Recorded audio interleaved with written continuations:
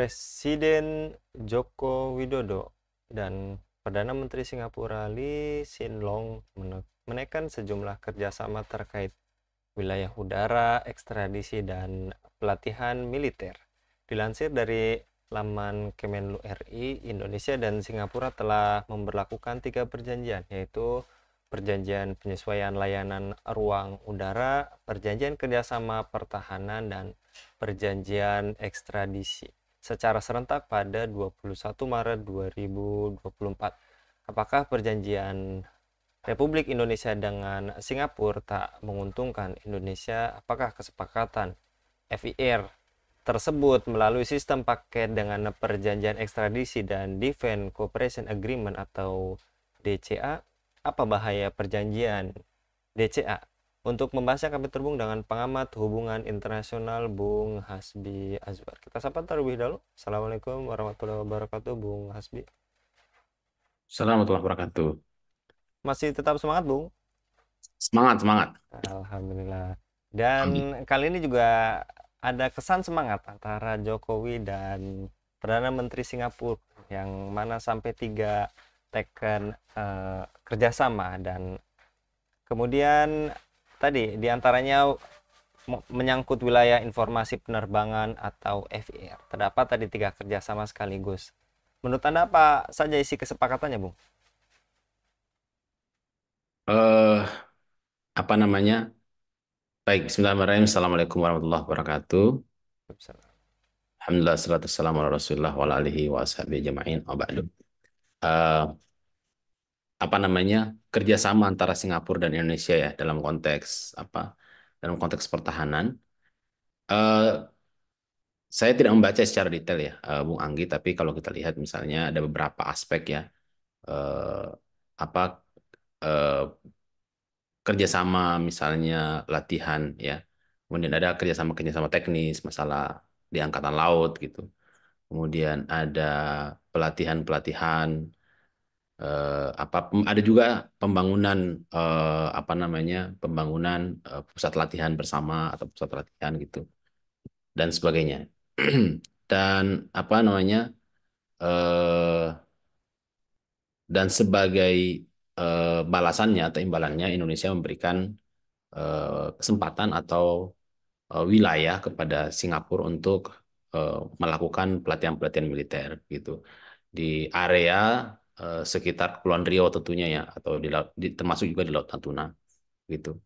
Dan ini memang sudah menjadi, saya kira ini sudah menjadi pembicaraan lama ya, dan sudah menjadi kesepakatan lama juga gitu. Dan saya kira cuman bagian dari kesepakatan lanjutan saja gitu, kerjasama antara Indonesia dan Singapura. Saya ingat beberapa tahun lalu juga ada isu ini juga ya, maksudnya ada pembaruan-pembaruan kerjasama di mana kemudian Indonesia itu tetap memberikan apa namanya wilayah sebagian wilayahnya untuk dijadikan sebagai tempat untuk latihan udara Singapura gitu. Kenapa demikian? Karena Singapura ini kan negara yang sangat kecil dan kawasan laut dan udaranya sangat terbatas sehingga konsekuensinya dia bergantung pada wilayah-wilayah negara tetangga. Dan negara tetangga yang paling luas perbatasannya dengan Singapura ya adalah Indonesia gitu, karena dia berbatasan di wilayah Sumatera ya kan, termasuk juga saya kira memiliki apa namanya termasuk di daerah Laut Natuna Utara atau sekitar Kalimantan gitu, sehingga Singapura punya kepentingan besar sebenarnya dalam konteks pertahanan dengan Indonesia. Dan di sisi yang lain Indonesia juga apa namanya punya kepentingan terhadap Singapura sebagai negara yang kaya. Ada investasi ya. Indonesia butuh terhadap investasi Singapura sebagai salah satu negara investor terbesar di Indonesia begitu, bahkan menjadi negara yang selalu menjadi negara paling tinggi ya investasinya di Indonesia gitu, Singapura itu. Walaupun kita katakan Tiongkok atau Cina, kemudian Jepang, Amerika itu banyak melakukan investasi, tapi tetap saja Singapura itu eh, adalah juara satu dalam konteks investasi di Indonesia gitu. Itu yang kedua. Yang ketiga, eh, apa namanya, dari segi teknologi ya, kita juga bisa melihat misalnya ada kerjasama teknologi digital misalnya antara pemerintah Indonesia dan Singapura. Jadi eh, Singapura itu negara yang sangat maju walaupun eh, kecil ya. Dan saya kira Indonesia punya kepentingan yang besar dalam khususnya dalam aspek ekonomi terhadap Singapura. Nah, sekarang kan ada pembangunan pembangunan di Batam ya. bekerjasama dengan Singapura itu gitu. Termasuk juga ini Bung Anggi ya, Indonesia juga banyak eh, apa namanya punya kepentingan apa dengan Singapura terkait dengan banyaknya buronan-buronan atau koruptor-koruptor yang biasanya lari dan singgah ke Singapura untuk menghindari penangkapan dari pemerintah Indonesia. Itu pun pada akhirnya juga banyak yang ditangkap ya, tapi mereka ditangkap bukan di Singapura saya kira ya. Mereka ditangkap misalnya pada saat mereka ke Thailand atau ke negara yang lain. Nah, saya kira kerjasama dengan Singapura itu saya kira bagi Indonesia adalah sangat penting sebagai negara yang kaya, punya dana banyak, punya investasi banyak gitu di Indonesia dan juga Indonesia punya kepentingan terkait dengan para buronan-buronan itu juga gitu. Belum lagi masalah teknologi yang juga Indonesia butuh terhadap itu. Dan kalau kita lihat gambaran secara umum ya, hasil dari perjanjian kerjasama pertahanan antara Indonesia dan Singapura itu dari sisi Singapurnya Indonesia itu mendapatkan berbagai macam fasilitas gitu, teknologi, bangunan infrastruktur ya dalam bidang laut misalnya ya dan sebaliknya Indonesia memberikan apa yang diinginkan oleh Singapura gitu yaitu wilayah sebagian wilayahnya untuk menjadi tempat pelatihan-pelatihan militer udara buat Singapura. Baik, Bung, yang tadi juga sudah Anda paparkan terkait kerjasama dua negara yang tadi Indonesia diuntungkan dan juga Singapura juga demikian. Apakah secara tidak langsung Jokowi menempatkan Indonesia yang pada posisi sangat berbahaya gitu? Ya, eh, yang jelas ada konsekuensi ya, Bung Anggi ya. Di setiap perjanjian itu ada konsekuensi, apalagi bicara mengenai perjanjian kerjasama pertahanan gitu. Kalau kerjasama pertahanan itu kan berarti di sana ada konsekuensi infiltrasi-infiltrasi gitu. Walaupun di satu sisi memang bagi Indonesia itu menguntungkan, tapi di sisi yang lain kan ya kita tidak boleh selalu berhusnuzon atau berprasangka baik terhadap negara lain. Karena kita ini kan sebenarnya masing-masing ingin mempertahankan kedaulatan negara kita gitu.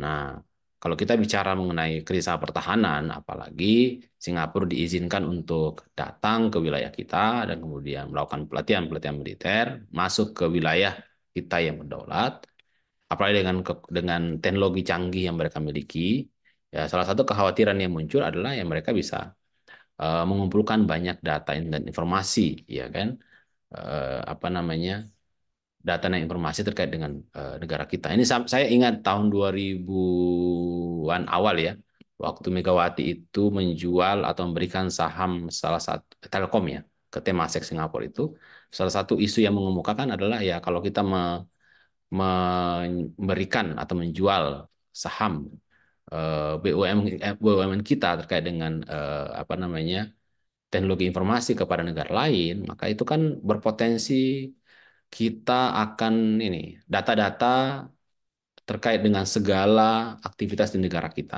segala komunikasi, baik mungkin yang umum maupun rahasia itu dapat diakses oleh negara lain. Dan itu sebenarnya mengancam kedaulatan kita ya. Jadi kedaulatan negara itu kan tidak selalu bicara mengenai fisik, tapi ada yang sifatnya non fisik kayak tadi itu ya. Kalau semua informasi tentang kita sudah ketahuan oleh musuh, maka ya mereka akan sangat gampang untuk menekan kita.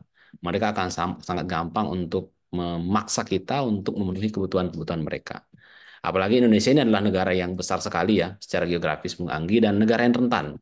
Tahun kemarin saja beberapa kali BUMN kita kebobolan, termasuk Kementerian Pertahanan juga websitenya kebobolan kan. Tahun kemarin BSI itu Bank Syariah itu kebobolan sampai saya itu berapa minggu itu ya, seminggu dua minggu tidak bisa transfer duit, tidak bisa narik duit di bank. Itu kan berarti kita tuh masih sangat lemah sekali dalam berbagai infrastruktur ya, pertahanan cyber. Termasuk juga kalau kita melihat beberapa tahun terakhir bagaimana nelayan-nelayan Cina masuk ke perairan Natuna Utara. Termasuk tentara-tentara patroli Cina juga berpatroli dan mengancam menakut-nakuti nelayan kita. Nah, ini kan berarti kita itu punya masalah di infrastruktur keamanan gitu. Nah, dan ini membuka peluang misalnya bagi negara-negara lain, apalagi ini bagi Singapura yang kita sudah izinkan untuk masuk menjelajah melakukan pelatihan-pelatihan militer gitu.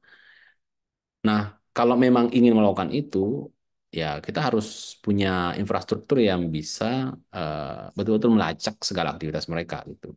Tidak boleh cuma husnuzon aja gitu ya. Saya kira TNI kita paham lah gitu ya, termasuk kementerian kita paham gitu. Kementerian Pertahanan kita paham. Cuman masalahnya adalah sekedar paham tidak cukup kan. Butuh infrastruktur nah, gitu. Bukan berjihad itu kan bukan hanya butuh semangat gitu, tapi butuh alat, butuh tool untuk bisa memaksimalkan aktivitas untuk mengamankan negara kita. Nah, pertanyaannya, sejauh mana tool yang kita punya itu bisa kita pakai untuk mengamankan negara kita, melihat berbagai track record ya yang pernah terjadi di Indonesia, ada infiltrasi-infiltrasi dan itu, ada hacker-hacker misalnya dan seterusnya. Nah, itu menjadi gambaran bahwa betapa rentannya pertahanan kita, baik pertahanan fisik, laut, udara, dan darat, maupun pertahanan cyber gitu, Bung Anggi. Baik, dan tadi adanya konsekuensi bahaya dari setiap perjanjian, dan bagaimana cara mengetahui bahaya perjanjian-perjanjian dengan negara lain yang bisa merugikan dan dapat mengancam kedaulatan Indonesia, dan terakhir hal apa saja yang harus diperhatikan pemerintah agar tidak terkecoh oleh perjanjian internasional yang lebih banyak menguntungkan asing. Ya, yang paling jelas kan ini ya, kita ada banyak masalah terkait dengan Singapura ya, Bung Anggi. Misalnya ekspor pasir laut yang juga akhirnya dihentikan ya karena banyak dikritik. Tapi Allah alam apakah sekarang masih lanjut atau tidak? Karena kadang-kadang gini, di Indonesia itu kan saking kita itu susah mengontrol negara kita ya. Sudah di stop, tapi masih jalan di balik meja gitu kan. Itu menjadi masalah gitu. Jadi ada pernyataan secara formal tidak boleh, tapi ternyata masih jalan gitu. Dan ini terjadi dalam banyak fakta di negara kita kan. Pertambangan ada undang-undang pertambangan, tapi kebanyakan dilanggar. Ada undang-undang perpajakan, tapi kebanyakan dilanggar gitu. Yang bayar pajak dipaksa itu cuman pengusaha-pengusaha kecil, pengusaha-pengusaha besar itu banyak yang malah melakukan manipulasi pajak, koruptor dan seterusnya dan sebagainya gitu. Nah, satu pasir laut tadi. Yang kedua adalah apa namanya koruptor, ya kan? Banyak koruptor yang akhirnya lari dan bersembunyi di Singapura gitu. Dan butuh waktu lama Indonesia itu untuk membuat sebuah kesepakatan dengan Singapura. Akhirnya ada kesepakatan ekstradisi, ya kan? Walaupun juga masih banyak juga setelah itu koruptor-koruptor yang lari dan singgah di Singapura kan. Gitu. Nah ini menurut saya menggambarkan bahwa ya kita bisa mengatakan ya, dan kita bisa menduga bahwa Singapura tidak betul-betul bertikat baik misalnya terhadap kerjasama dengan Indonesia, karena dia punya kepentingan-kepentingan juga kan, kepentingan ekonomi. Ketika orang kaya datang ke sana tinggal di sana kan itu menjadi devisa buat mereka, tambahan devisa, tambahan pendapatan negara buat mereka. Nah, ini menurut saya menjadi indikator-indikator. Ditambah lagi bahwa Singapura itu adalah salah satu mitra penting Amerika Serikat di wilayah Asia Pasifik, ya kan? Gitu. Secara militer, kerjasama militer, ini dan itu dan sebagainya. Walaupun memang kalau kita lihat, ya tetap ya Indonesia menjadi negara yang dari segi ranking ya, kekuatan militer di Asia Tenggara, Indonesia adalah negara yang berada di posisi puncak gitu. Tapi kan kerjasama Singapura dengan Amerika itu kan Singapura bisa menjadi ini, bisa menjadi hub atau bisa menjadi penyambung dari kepentingan-kepentingan politik dan militer Amerika Serikat di wilayah Asia Pasifik. Melihat Singapura ini kan sebuah negara yang juga strategis posisinya gitu. Dia berada di tengah-tengah lah kira-kira dia wilayah Asia Tenggara kan. Itu dia berbatasan dengan Indonesia, kemudian dia melewati Laut Melaka gitu kan. Selat Malaka maksud saya, kemudian dia menjadi pintu kan, pintu keluar masuknya apa namanya eh, barang-barang yang diangkut melalui kapal di Laut Cina Selatan misalnya gitu. Nah sehingga eh, kerjasama dia dengan Amerika Serikat yang penting dalam aspek pertahanan misalnya, ini menurut saya juga hal yang penting untuk kita menjaga pertimbangan gitu, bahwa Singapura ini memang harus selalu diwaspadai gitu kan.